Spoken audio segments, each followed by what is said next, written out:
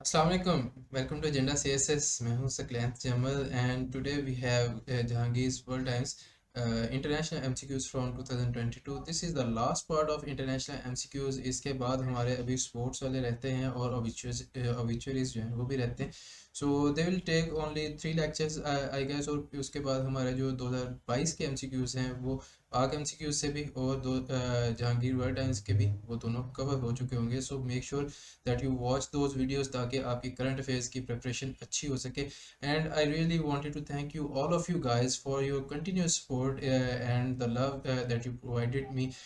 मैं जानता हूँ कि काफ़ी सारे लोग जो हैं वो वीडियोस देखते हैं और वो रोज़ाना वीडियोस देखते हैं, नई वीडियोस का इंतज़ार भी कर रहे होते हैं, काफ़ी लोगों को नोटिफिकेशंस भी जाते हैं।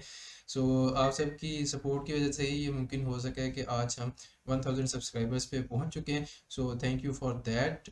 इसके अलावा मैं आज अनाउंस करना चाह रहा था कि I am planning on announcing my own GK session for one paper exams. आपको पता है कि एफआईए के एग्जाम्स आने वाले हैं, एफआईए की पोस्ट अनाउंस होने वाली है, एग्जाम्स तो खैर बाद में आएंगे।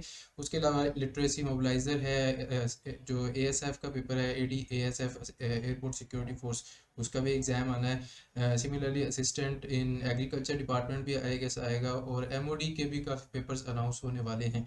सो if you guys are interested, if you guys really want me to teach, फिर मैं ये सेशन स्टार्ट करूँगा। This is conditional on your support.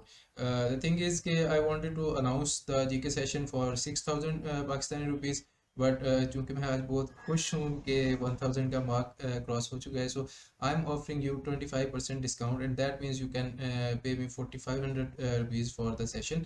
Session almost 2 months का होगा। उसमें हम F P S C, P P S C के pattern पे तैयारी करेंगे, सेक्शंस की तैयारी करेंगे और टेस्ट उसमें हम काफ़ी ज़्यादा रखेंगे। जनरल भी मैं आपको कवर करवाऊँगा और उसकी प्रैक्टिस एक्सरसाइज भी होंगे, क्लास डिस्कशंस भी होंगी। होगा सारा जूम पे ही, ऑनलाइन ही होगा, that I can assure you.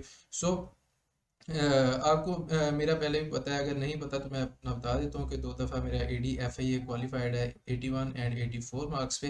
And I have also qualified inspector F I A exam, I have qualified M O D A D exam. उसके अलावा पेपर वैसे मैं कम ही देता हूँ, लेकिन जो दिए जाते हैं उनमें से काफ़ी क्लियर हो जाते हैं मेरी अपनी तैयारी की वजह से, मेरी अपनी स्ट्रेटजी है। So I can teach you that strategy. मैं उसी स्ट्रेटजी के ऊपर आपके साथ भी डिस्कशंस करूँगा, आपको टीच करूँगा। So if you guys want me to take that session then do tell me in the comments here below कि आप इंटरेस्टेड हैं उस सेशन में। अगर if we can have almost 20-25 students commenting here कि yes they are interested in that GK session जो कि मैंने अभी अनाउंस किया है, then of course I will be launching that and we'll start the session by 1st March और 2nd March। लेकिन उससे पहले पहले मुझे इतने कमेंट्स आ जाने चाहिए, लोग अगर इतने इंटरेस्टेड हुए तो फिर मैं स्टार्ट कर दूंगा, otherwise I won't take the session. It is as simple as this is. ठीक है जी। आज का हमारा टॉपिक है जी जहांगीर वर्ल्ड टाइम्स के इंटरनेशनल एमसीक्यूज। उनको स्टार्ट करते हैं। 240 तक हमने एक्चुअली कर लिए थे, 241 से हम ऑनवर्ड्स स्टार्ट करते हैं जी। On October 13, Daesh lawmakers elected Abdel Latif Rashid as the country's new president, replacing Barham Saleh। तो इराक के जो लॉ मेकर्स हैं उन्होंने जनाब अब्दुल लतीफ़ राशिद को नया प्रेसिडेंट मुंतखब कर लिया था, और इससे पहले इनके प्रेसिडेंट का क्या नाम था जी? Barham Saleh. On October 15, Daesh announced $400 million in humanitarian aid to Ukraine। तो सऊदी अरेबिया ने अनाउंस किया था जी कि हम ह्यूमैनिटेरियन एड, इंसानी बुनियादों पे एड जो है वो भेज रहे हैं यूक्रेन को, $400 million की। The 13 nation block OPEC is headed by dash. तो OPEC stands for oil producing economic countries. उनका जी हेड कौन है, या फिर उस ऑर्गेनाइजेशन का हेड कौन है? उसका हेड है जी सऊदी अरेबिया, और ये 13 नेशंस का ब्लॉक है। On October 17, dash parliament narrowly elected Ulf Kristersson as prime minister of the country. तो उल्फ क्रिस्टरसन जो है वो किसके नए प्राइम मिनिस्टर बने हैं जी? स्वीडन के। आप थोड़ा सा ऊपर हमने पहले भी पढ़ लिया था, पिछली वीडियो में आपने देखा होगा कि उधर की जो प्राइम मिनिस्टर थी उन्होंने रिजाइन कर दिया था, बड़ा अजीब सा नाम था उनका भी वैसे। खैर, और अक्टूबर 17 डैश ये तो हो गया। October 17 Kuwait crown prince sworn in new government led by prime minister Sheikh Ahmad Nawaf al Ahmad al Sabah. a dash of the country's 84-year-old ruler। तो कुवैत के जो क्राउन प्रिंस हैं sworn new government led by prime minister dash. तो आपको पहले भी बताया था कि सऊदी अरेबिया में भी जो गवर्नमेंट है उसको लीड करता है प्राइम मिनिस्टर, और मोहम्मद बिन सलमान साहब जो हैं वो नए प्राइम मिनिस्टर बन चुके हैं। सिमिलरली जो इधर की मोनार्की है या फिर जो भी आप इसको कहना चाहें, उधर की जो 85-ईयर-ओल्ड रूलर है उसका बेटा है जिसको अब प्राइम मिनिस्टर बना दिया गया है, and so this is the new government in Kuwait. On October 17, the Daesh sanctioned Iran's morality police for the fatal beating in custody of Mahsa Amini। तो महसा अमीनी की डेथ के बाद काफ़ी सारे राइट्स हुए थे, बहुत ज़्यादा प्रोटेस्ट हुई हैं, सोशल मीडिया भरा पड़ा है। मैंने भी वीडियोस बनाई थी उसके ऊपर, आपको मिल जाएगी, ईरान प्रोटेस्ट या हिस्ट्री ऑफ ईरान प्रोटेस्ट के नाम से आई गेस। तो उसके हवाले से ईयू ने ईरान की मोरालिटी पुलिस जो है उस पर सैंक्शन लगाई थी कि भाई आपने जो फेटल बीटिंग है उसकी जो कस्टोडियल डेथ हुई है उसके हवाले से। This year's World Health Summit, where leaders pledged $2.6 billion for eradicating polio from the world, was held in Dash। तो वर्ल्ड हेल्थ समिट जिसमें जनाब उन्होंने 2.6 बिलियन डॉलर जो है डेडिकेट किए थे for eradicating polio, it was held in Berlin. ये 2022 की बात हो रही है।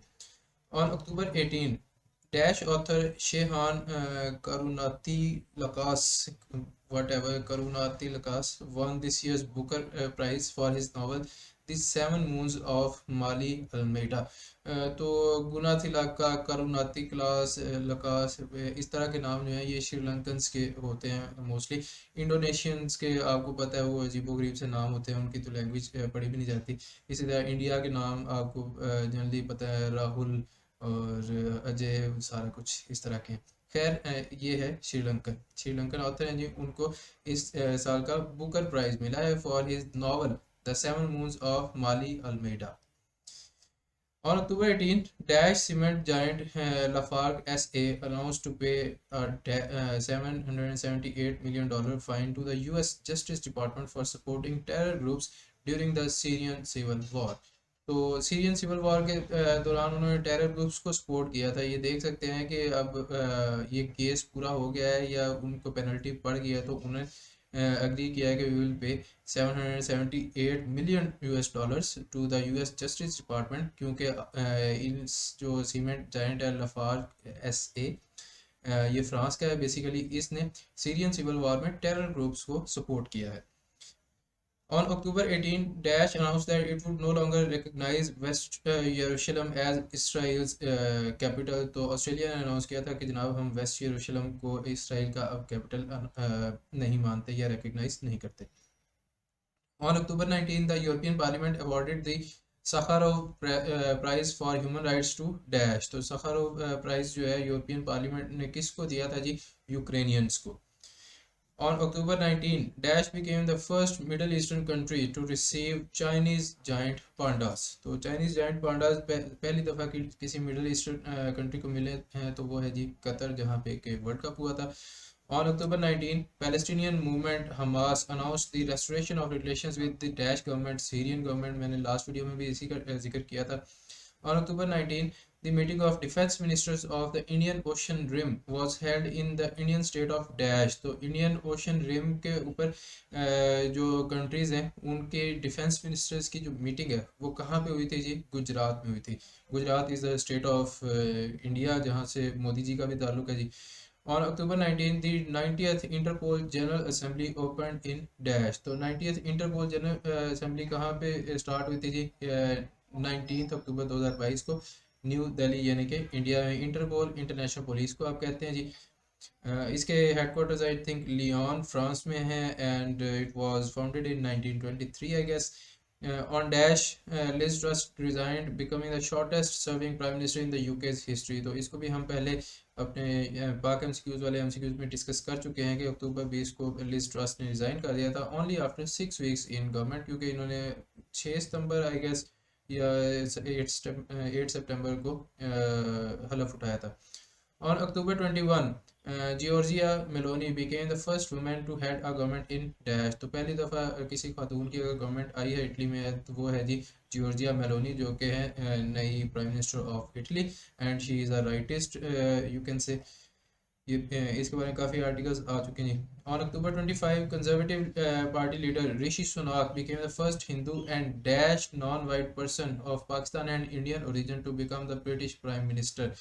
तो ये पहले हिंदू हैं जी, by faith he is a Hindu and by descent या फिर by belonging you can say by origin he is both Pakistani and Indian origin. इसी के बारे में काफ़ी सारी सोशल मीडिया पर पोस्ट हो रही थी। जब जाहिर है किसी प्रोमिनेंट पोजीशन पर बंदा आ जाता है तो आजकल सोशल मीडिया पे यही रेस चल रही होती है कि हम उसको रिकग्नाइज करें कि ये हमारा है, ये हमारा है। सो पाकिस्तानी इंडियंस ने तो कहना ही कहना था कि भाई प्राउड इंडियन, लेकिन जो पाकिस्तानी है उन्होंने भी कहना शुरू कर दिया कि इसके दादा पता नहीं किसका ताल्लुक जो है वो गुजरांवाला से था, तो ये पाकिस्तानी भी है। ठीक है जी। On October 27, Israel and Daesh struck a US brokered maritime border agreement that opens up offshore gas fields for the two countries। तो इसराइल और किसने जनाब मैरीटाइम बॉर्डर्स की एक डील साइन की थी या एग्रीमेंट किया था, वो है जी लेबनान। ठीक है जी। और अक्टूबर 27 इससे क्या फ़ायदा हुआ जी? ऑफशोर गैस फील्ड्स मतलब कि जो उनके साहिल से आगे गैस फील्ड्स हैं, समंदर के नीचे हैं, उनको वो एक्सप्लोर कर सकते हैं। उन्होंने एग्रीमेंट कर लिया है कि इस गैस फील्ड को या इस एरिया को हम किस तरह से एक्सप्लोर करेंगे, किस तरह से, या क्या एसओपीज होंगे, क्या उनकी शेयरिंग ऑफ रिसोर्सेज होगी या रेवेन्यू होगा, सारा कुछ उसमें एग्री किया गया था। On October 27, the Pentagon released its National Defense Strategy, which says that Daesh is the most consequential challenge for the US। तो नेशनल डिफेंस स्ट्रेटजी में जनाब पेंटागन ने रिकग्नाइज किया है कि China is the most consequential challenge for the US. On dash Elon Musk took ownership of the Twitter incorporation. तो 28 अक्टूबर को जनाब officially Elon Musk took the ownership of Twitter for 44 billion US dollars. On October 29, Dash Raytheon Railway broke the world record for the longest passenger train। तो इस कौन सी है जी या किस country की है ये रेटियन रेलवे? वो है जी स्विट्ज़रलैंड की। सबसे लंबी पैसेंजर ट्रेन का रिकॉर्ड है जी रेटियन रेलवे के पास, जो कि है स्विट्ज़रलैंड।